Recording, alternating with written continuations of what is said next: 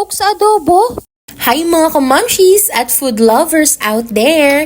Habang niluluto ni Mister ang paborito naming adobo with hard-boiled egg, gusto kong i-share sa inyo kung paano siya naging official adobo master ng pamilya namin.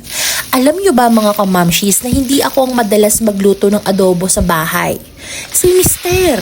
Siya kasi ang unang nagturo sa akin kung paano gawing extra special ang ulam na to. Ang sikreto niya, coke, pork cubes, oyster sauce, at syempre, love! Simula pa lang, amoy pa lang ng bawang at sibuyas na ginisa, gutom na ako. Sabi ni Mister, importante daw yung tamang paggisa para lumabas ang linamnam ng karne. At syempre, may dagdag siyang teknik mga kamamshi. Medyo pinapakulay niya muna yung baboy para mas malasang malasa. Wala kaming dahon ng laurel sa bahay mga kamamshis, pero sabi niya okay lang yan. Basta may oyster sauce at coke. Ay nako mamis, sobrang lambot at flavorful. Hindi ko na iniisip kung authentic ba to o hindi.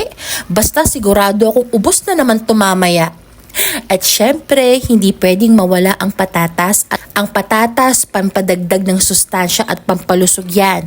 Ang itlog naman, nako, yun talagang inaabangan ng anak namin.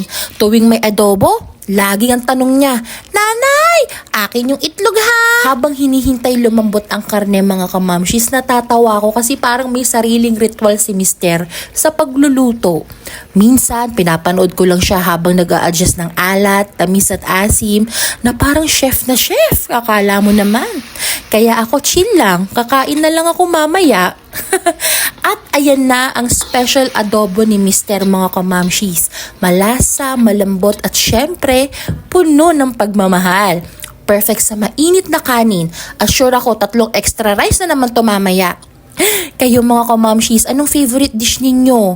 Share nyo naman sa comment section. At syempre, huwag po ninyong kalimutang i-like, i-share at i-follow kami para mas marami pang kwentong kusina. Yun lamang po mga kamamshis. Bye!